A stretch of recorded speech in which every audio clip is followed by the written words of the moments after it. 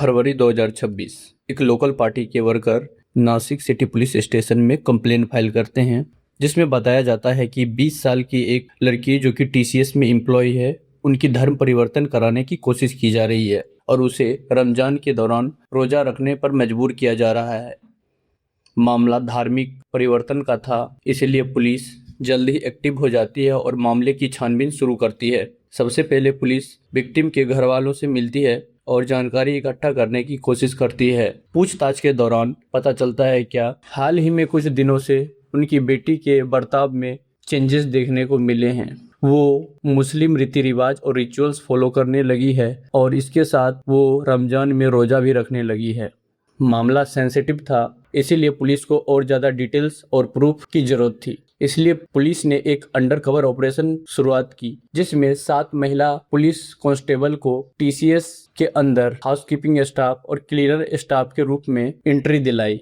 ये 7 महिला पुलिसकर्मी रोज टीसीएस के अंदर जाती, हाउसकीपिंग और क्लीनर के तौर पे काम करते हुए अंदर हो रही सारी घटनाओं को बारीकी से निरीक्षण करती, संदिग्ध विक्टिम और अपराधी को पहचानने की कोशिश करती। लगातार नजर बनाए रखने के बाद उन लोगों ने विक्टिम्स की पहचान कर ली और उन्हें टीसीएस ऑफिस के बाहर पर्सनल मीटिंग के लिए बुलाया गया। कांस्टेबल, डीसीपी और एसआई के मौजूदगी में उनका ट्रस्ट गेन किया गया और उन्हें भरोसा दिलाया गया कि इस एफआईआर के बाद उन्हें कोई भी बैकलेस या फिर कंसिक्वेंसेस नहीं देखने पड़ेंगे। इसके बाद एक एक करके सारे विक्टिम्स ने अंदर हो रहे कोऑर्डिनेटेड क्राइम के बारे में जिक्र किया। उनका दिया गया बयान ऐसे राज खोलते हैं जिससे वर्क प्लेस पे वुमेन सेफ्टी, रिलीजियस कन्वर्जन और सेक्सुअल हैरेसमेंट पे कई सवाल खड़े होते हैं। कल्प्रिट्स के नाम में शामिल है सफी शेख, तौसीफ, रजा मेनन, शाहरुख कुरैशी, आसिफ अंसारी। इन लोगों पे कई गंभीर एलिगेशंस लगाए गए हैं। सफी शेख के मामले में 36 साल की एक महिला ने हैरेसमेंट का केस दर्ज किया। रजा मेनन और शाहरुख कुरैशी न्यू ज्वाइनी 20 से 25 साल की लड़कियों को टारगेट करता था, उनके साथ दुर्व्यवहार किया जाता था। आसिफ अंसारी वर्क प्लेस पे खुलेआम लड़कियों को बैड टच करता था, उनके क्लॉथ्स और पहनावे पे वल्गर कमेंट्स पास करते थे।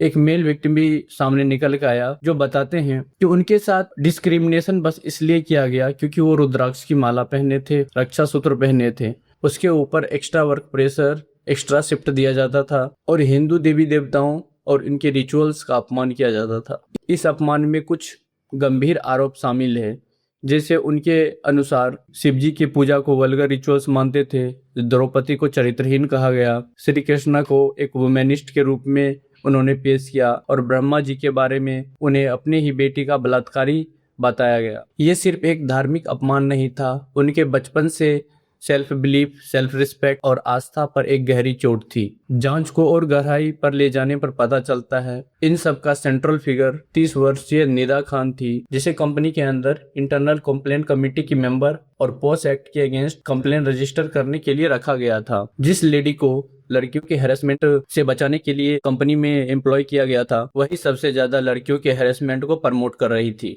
वो न्यू ज्वाइनी एम्प्लॉय को सबसे पहले व्हाट्सएप ग्रुप में जोड़ती थी, उस पे रिलीजियस और वल्गर कमेंट किए जाते थे। फिर जो लड़की रिएक्ट करती थी उसे इजी टारगेट के रूप में देखा जाता था। फिर उसे एक मुस्लिम फ्रेंड सर्कल में शामिल किया जाता था, जिसमें अक्सर हिंदू और मुस्लिम धर्म को कंपेयर किया जाता था, जिसमें मुस्लिम धर्म को हिंदू से सुपीरियर बताने और साबित करने की कोशिश की जाती थी। यहाँ तक कि जो लड़कियां वीकर इकोनॉमिक सेक्शन से आती थी, उन्हें प्रमोशन और अप्रेजल का लालच देकर उनका ट्रस्ट गेन किया जाता था, उससे दोस्ती, फिर फिजिकल रिलेशनशिप और बाद में उसे कन्वर्ट होने के लिए प्रेशर दिया जाता था और धमकी दिया जाता था। अगर ये बात उसने किसी को बताई तो उनका वीडियोस और फोटोज लीक कर दिया जाएगा। ये सारी घटना कोई रैंडम घटना नहीं थी, ये वेल ऑर्गेनाइज्ड और प्लान्ड वे में एग्जीक्यूट किया जा रहा था। इन सब घटनाओं का डिटेल्स मिलते ही लोकल पुलिस ने एनआईए, एटीएस और एसआईटी जैसी एजेंसियों को रेड अलर्ट कर दिया कि ये कोई फंडेड और ऑर्गेनाइज्ड क्राइम जैसा लगता है और इसकी जांच की जाए। सारे आरोपी को